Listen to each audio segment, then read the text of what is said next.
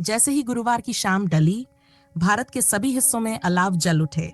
लोग इनके चारों ओर इकट्ठा हुए, हरे चने, गेहूं और तिल की आहुति दी।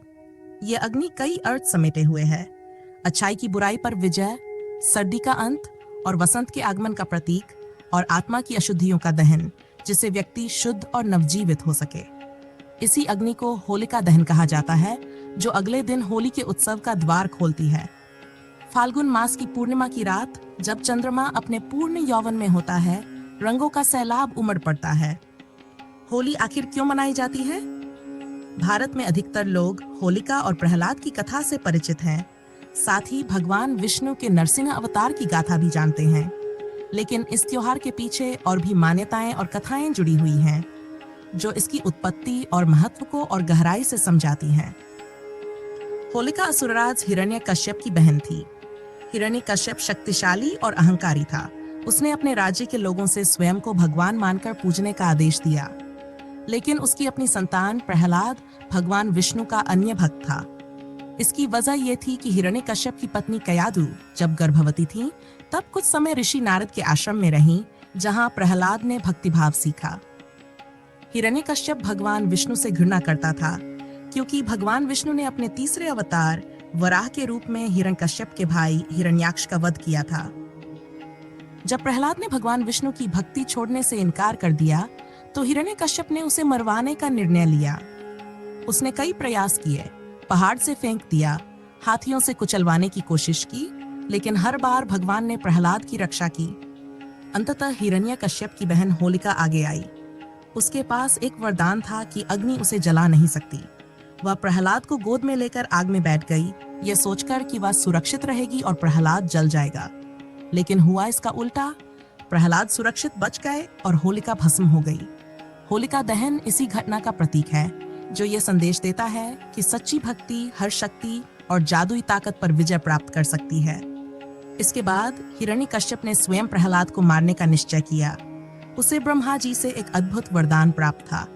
वह न मनुष्य द्वारा मारा जा सकता था, न पशु द्वारा, न दिन में, न रात में, न अस्त्र से, न शस्त्र से, न घर के अंदर, न बाहर। इस वरदान को निष्फल करने के लिए भगवान विष्णु ने नरसिंह का रूप धारण किया, अर्धपुरुष अर्धसिंह।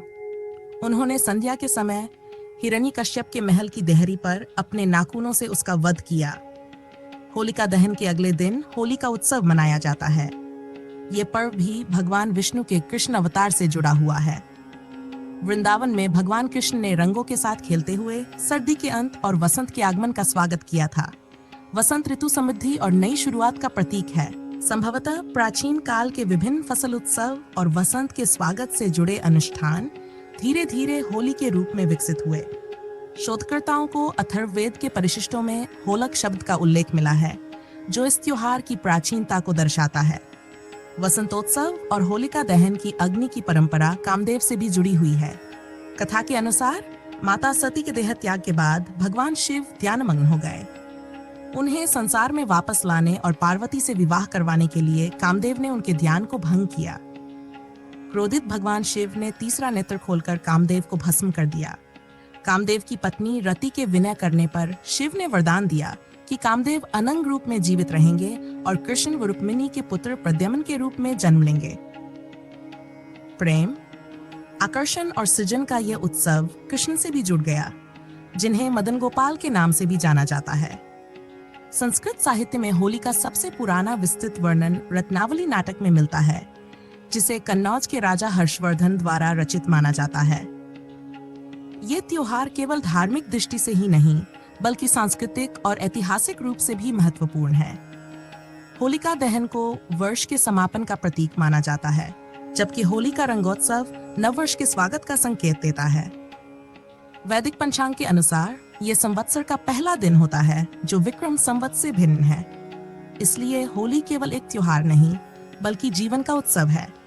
यह हमें याद दिलाती है कि सत्य और भक्ति हर कठिनाई पर विजय प्राप्त कर सकते हैं। प्रेम और रंग हर मनमुटाव को मिटा सकते हैं और हर अंत एक नए आरंभ की ओर ले जाता है। जैसे होलिका दहन में बुराइयां जलकर राख हो जाती हैं, वैसे ही हमें अपने भीतर की नकारात्मकताओं को भी त्याग देना चाहिए। और जब रंगों की वर्षा हो, तो केवल चेहरे ही नहीं, दिल भी खिल उठें। भेदभाव से परे, प्रेम और आनंद से भरे। तो इस होली रंगों में घुल जाएं, जीवन के संगीत में खो जाएं और प्रकृति के इस अनुपम उपहार को पूरे हृदय से अपनाएं। आप सभी को होली की हार्दिक शुभकामनाएं।